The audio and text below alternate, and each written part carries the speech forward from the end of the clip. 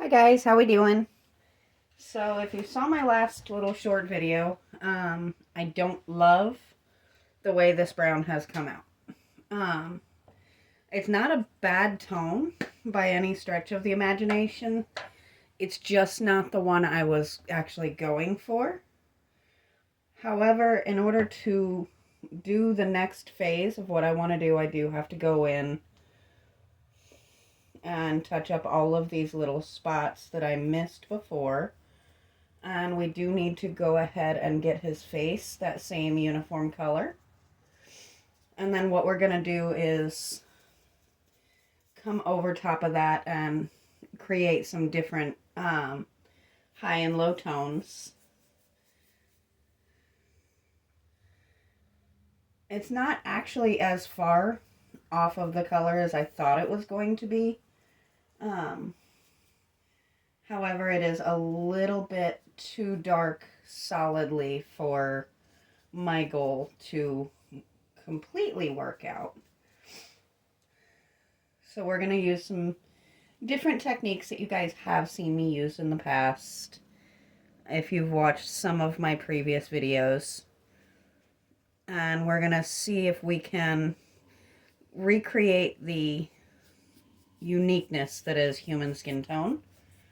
And add some depth in with a couple of different layers of color. And of course we're going to have to go in with some details as well. But first and foremost, we can't have him sitting here with one part just a completely different color than everything else, because that's not going to look right. So let's get his face finished up here. And then I'm going to let him dry for a few minutes, and then I will start, probably on a second video, we'll go through and actually start adding those new layers of color. I might have to turn you guys just a little bit so I can see here.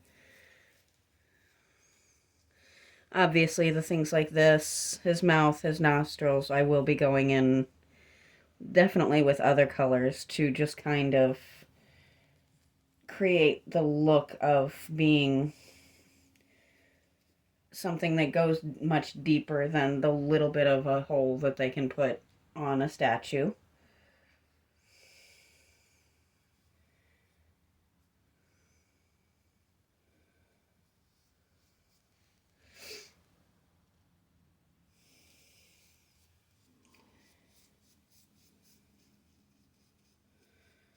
So I spent this morning actually with my family, which was absolutely phenomenal. I've said a few times to those around me, the novelty of being able to actually go to family functions for the holidays is, I'm sure it will wear off eventually. But this being the second year that second Christmas that I've been home, it definitely is not wearing off just yet. So one thing I am not doing is going to be his eyes. Those we will do last, as I always do. And hopefully we can make those look as realistic as is absolutely possible. Thankfully, they actually put depth into the pupils, so that actually gives me something to work with to make it a little bit easier. And I think what we'll do at the very end to make this hairline look a little bit more natural is I'll probably get a sponge or something to that effect. Maybe I'll actually pick up a sponge brush, I don't know. And we'll just tap the darker color back over top of that, just so that it's not a perfectly smooth line from hair to skin.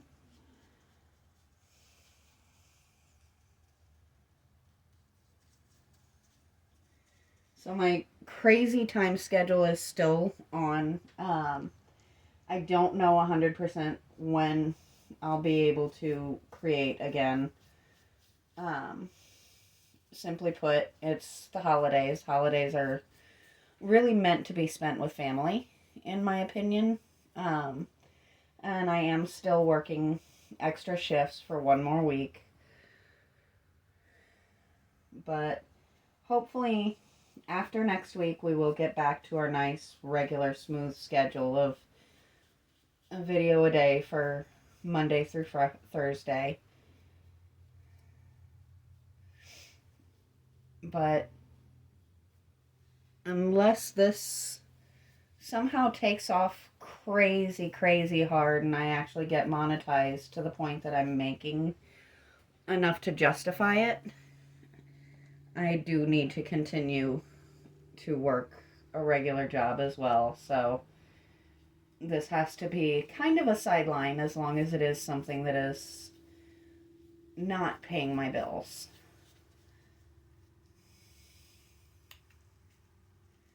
It is something I will always enjoy doing, and I will always try my best to make time.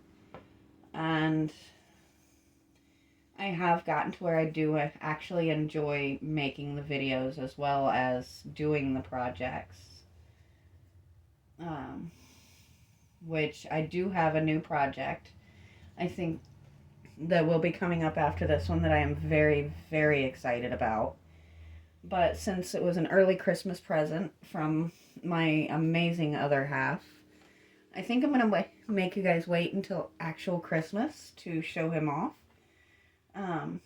But it is one of the largest and coolest pieces I've ever had. So I'm very excited.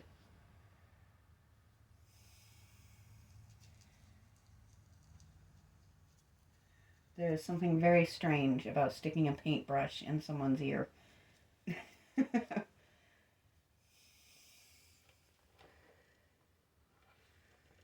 So, hopefully you guys are having a wonderful holiday season. I know it's been crazy hectic, but a lot of fun for me. I am absolutely loving being a grandmother.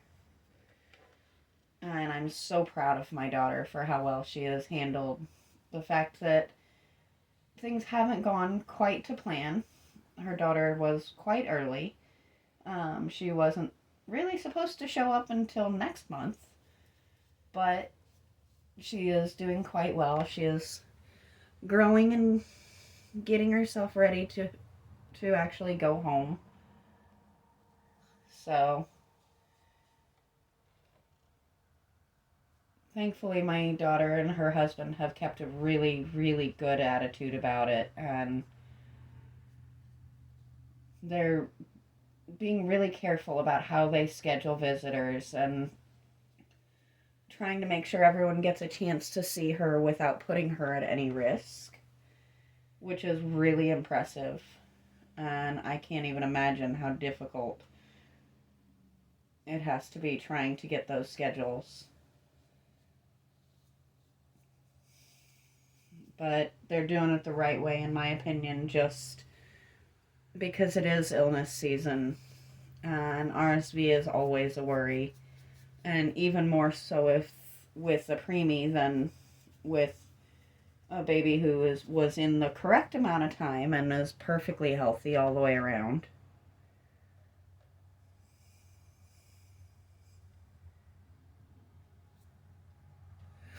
I just realized you guys can't actually see what I'm doing here. Is that a little better? No. There we go. So all I'm doing now is just touching up some of these lines, trying to get it nice and smooth and correct. Now, I don't know if you've noticed, I'm not doing the very bottom. Simply put, that is a waste of a lot of time, effort, and paint, because that is where he's going to be sitting. I've never been one to really bother with doing the very bottom of a statue.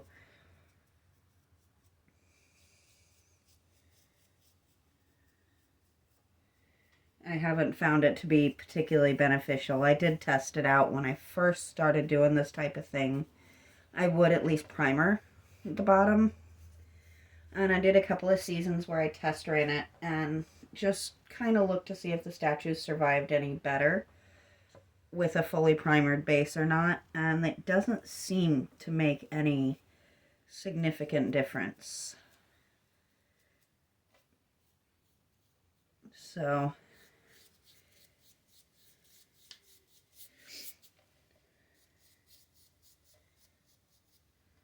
I will continue to let that be something that I don't fuss with too much.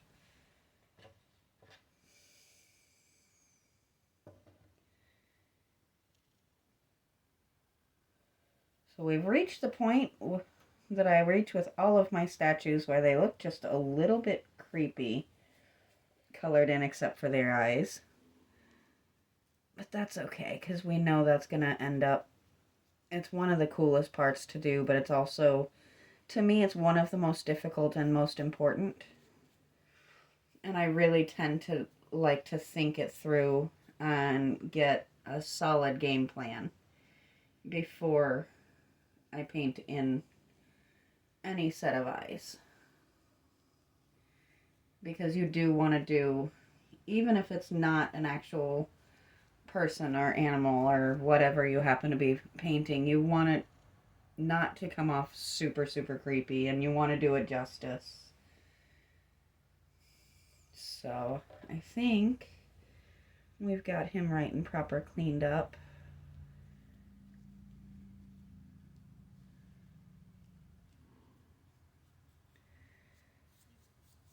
I am very disappointed because if you see the color that's going on with the brush, that's actually the color I wanted it to be.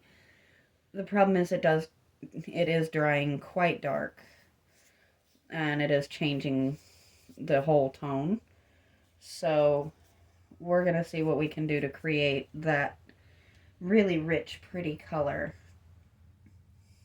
in a few different layers, I think.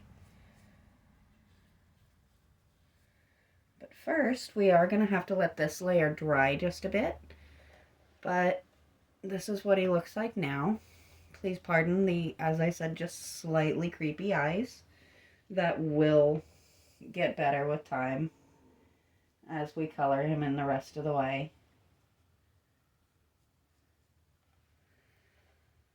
But it does look definitely more cohesive and a lot less strange with his face, at least, his head in general, at least painted in. So let's let him dry up and I will come back and start the next step. But until then, I will talk to you guys later.